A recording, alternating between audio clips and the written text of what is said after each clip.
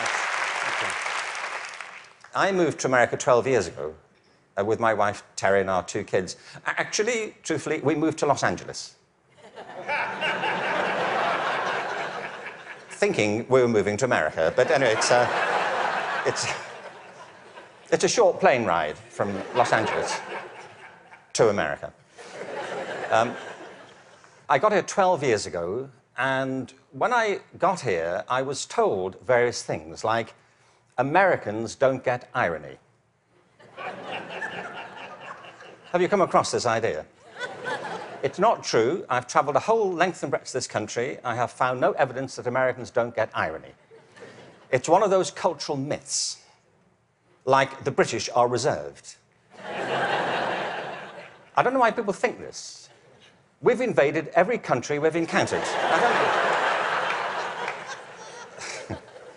But it's not true Americans don't get irony, but I just want you to know that that's what people are saying about you behind your back. You know, when you leave living rooms in Europe, people say, thankfully, nobody was ironic in your presence. But I knew that Americans get irony when I came across that legislation, No Child Left Behind. Because whoever thought of that title gets irony. Don't they?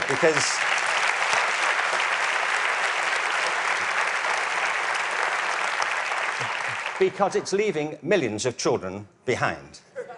Now, I can see that's not a very attractive name for legislation. Millions of children left behind. I can see that. What's the plan? Well, we propose to leave millions of children behind, and here's how it's going to work. And it's working beautifully.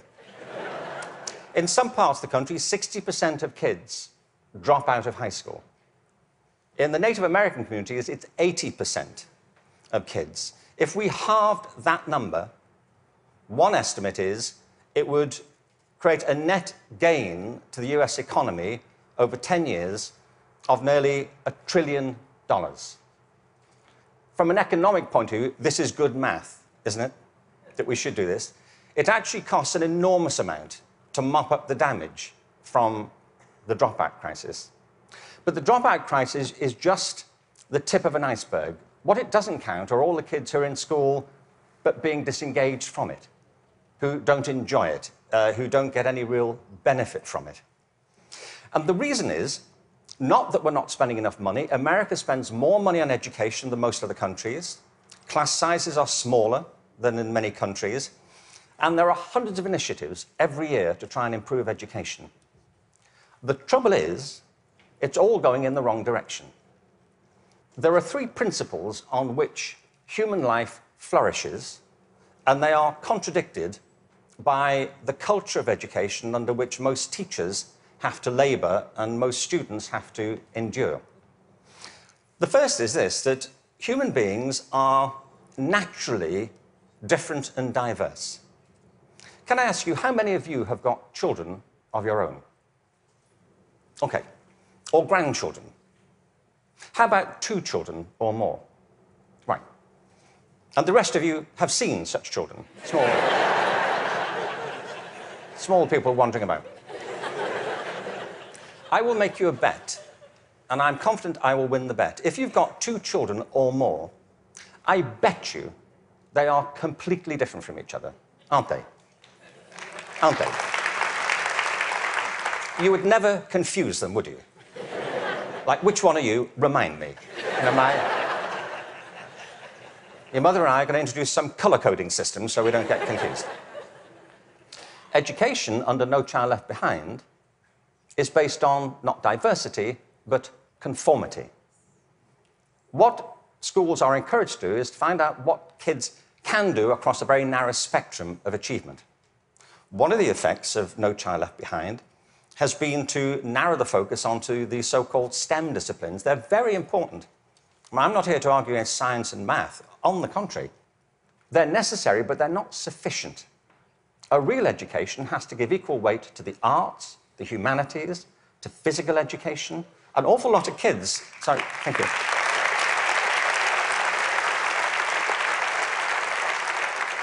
One estimate in America currently is that something like 10% of kids getting on that way are being diagnosed with various conditions under the broad title of attention deficit disorder, ADHD. I'm not saying there's no such thing. I just don't believe it's an epidemic like this. If you sit kids down hour after hour doing low-grade clerical work, don't be surprised if they start to fidget, you know.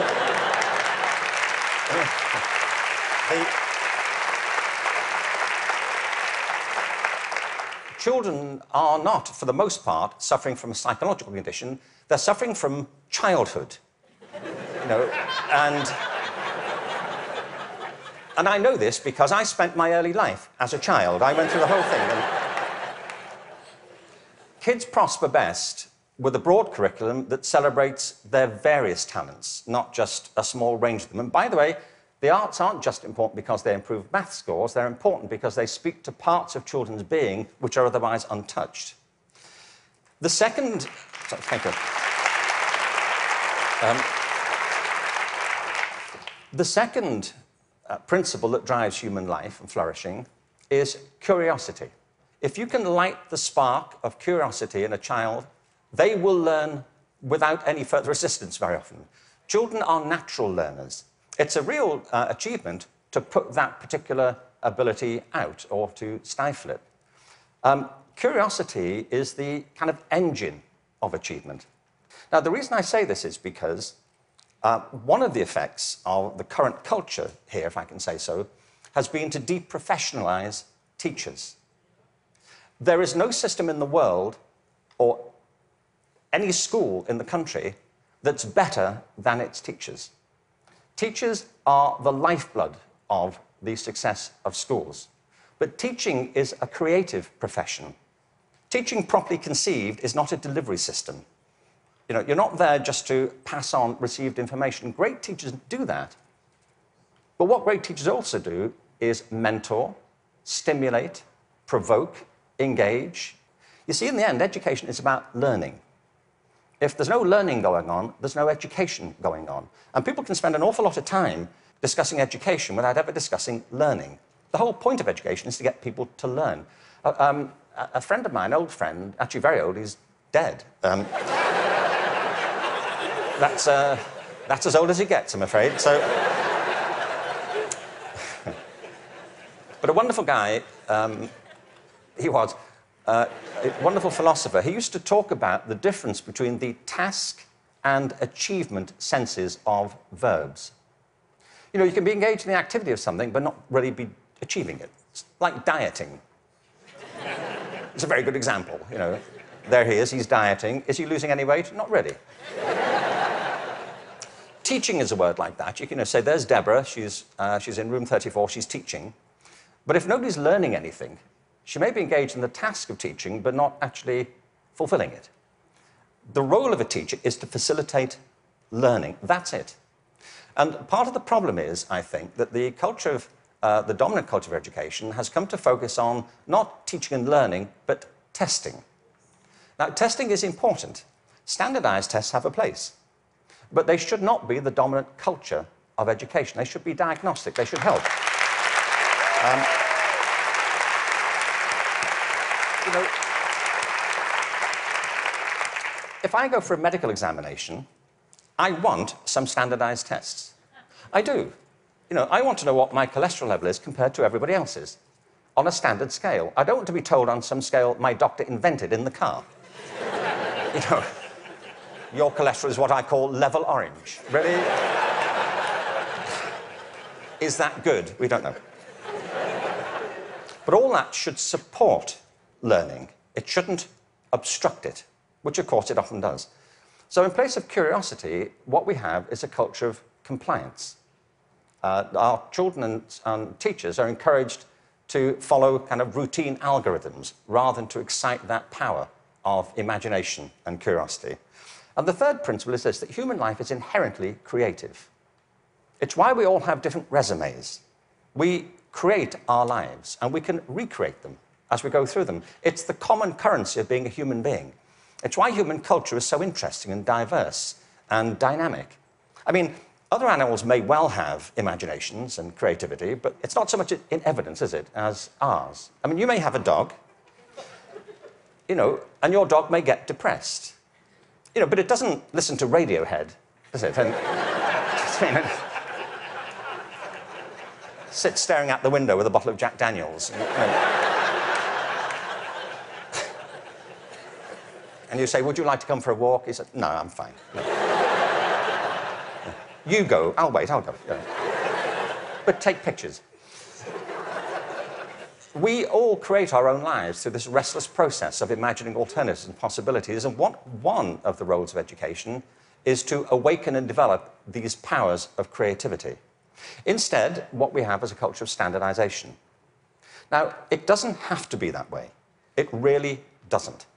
Finland regularly comes out top in math, science, and reading. Now, we only know that's what they do well at because that's all that's being tested currently. That's one of the problems of the tests. They don't look for other things that matter just as much. The thing about work in Finland is this. They don't obsess about those disciplines. They have a very broad approach to education, which includes humanities, physical education, the arts. Second, there is no standardized testing in Finland. I mean, there's a bit, but it's not what gets people up in the morning. It's not what keeps them at their desks. And the third thing is, I was at a meeting recently with some people from Finland, actual Finnish people, and so somebody from the American system was saying to the people in Finland, what do you do about the dropout rate in Finland? And they all looked a bit bemused and said, well, we don't have one. Why would you drop out? If people are in trouble, we get them quite quickly and help them and we support them. Now, people always say, well, you know, you can't compare Finland to America. No, I think there's a population of around 5 million in Finland. But you can compare it to a state in America. Many states in America have fewer people in them than that.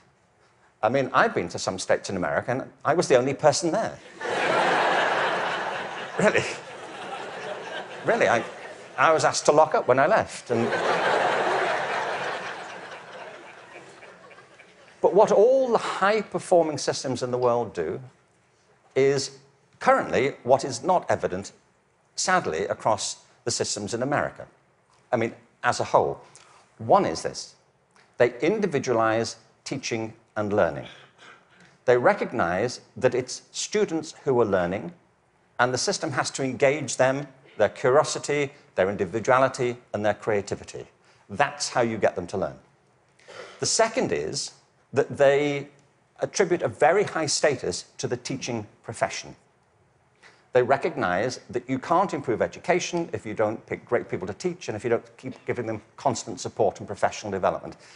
Investing in professional development is not a cost, it's an investment. And every other country that's succeeding well knows that, whether it's Australia, Canada, South Korea, Singapore, Hong Kong, or Shanghai. They know that to be the case. And the third is they devolve responsibility to the school level for getting the job done. You see, there's a big difference here between going into a mode of command and control in education. That's what happens in some systems. You know, central governments decide or state governments decide, they know best and they're going to tell you what to do. The trouble is that education doesn't go on in the committee rooms of our legislative buildings. It happens in classrooms and schools. And the people who do it are the teachers and the students. And if you remove their discretion, it stops working. You have to put it back to the people.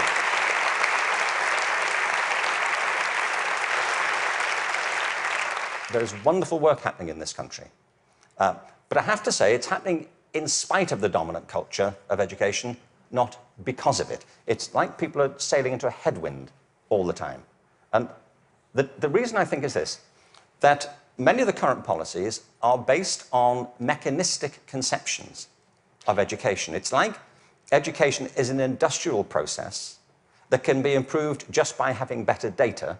And somewhere in, I think, the back of the mind of some policymakers is this idea that if we fine-tune it well enough, if we just get it right, it'll all hum along perfectly into the future. It won't, and it never did. The point is that education is not a mechanical system, it's a human system. It's about people. People who either do want to learn or don't want to learn. Every student who drops out of school has a reason for it. which is rooted in their own biography. They may find it boring, they may find it irrelevant, they may find that it's at odds with the life they're living outside of school. There are trends, but the stories are always unique. I was at a meeting recently in Los Angeles they're called alternative education programs. These are programs designed to get kids back into education. They have certain common features. They're very personalized.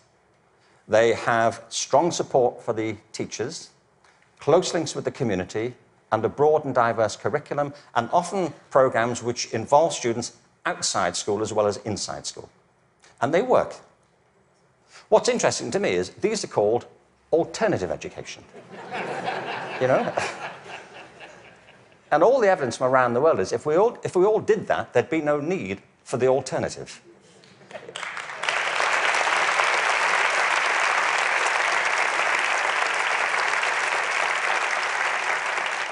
So I think we have to embrace a different metaphor. We have to recognize that it's a human system and there are conditions under which people thrive and conditions under which they don't. We are, after all, organic creatures. And the culture of the school is absolutely essential. Culture is an organic term, isn't it? Not far from where I live is a place called Death Valley. Death Valley is the hottest, driest place in America, and nothing grows there. Nothing grows there because it doesn't rain, hence Death Valley. In the winter of 2004, it rained in Death Valley. 7 inches of rain fell over a very short period. And in the spring of 2005, there was a phenomenon. The whole floor of Death Valley was carpeted in flowers for a while. What it proved is this, that Death Valley isn't dead. It's dormant. Right beneath the surface are these seeds of possibility, waiting for the right conditions to come about. And with organic systems, if the conditions are right, life is inevitable. It happens all the time. You take an area, a school, a district, you change the conditions, give people a different sense of possibility, a different set of expectations, a broader range of opportunities. You cherish and value the relationships between teachers and learners. You offer people discretion to be creative and to innovate in what they do. And schools that were once bereft spring to life. Great leaders know that. The real role of leadership in education, and I think it's true at the national level, the state level, at the school level, is not and should not be command and control. The real role of leadership is climate control, creating a climate of possibility. And if you do that, people will rise to it and achieve things that you completely did not anticipate and couldn't have expected. There's a wonderful quote from Benjamin Franklin. There are 3 sorts of people in the world. Those who are immovable, people who don't get it, they don't want to get it, they're not going to do anything about it. There are people who are movable, people who see the need for change and are prepared to listen to it. And there are people who move, people who make things happen. And if we can encourage more people, that will be a movement. And if the movement is strong enough, that's, in the best sense of the word, a revolution. And that's what we need. Thank you very much. Thank you very much.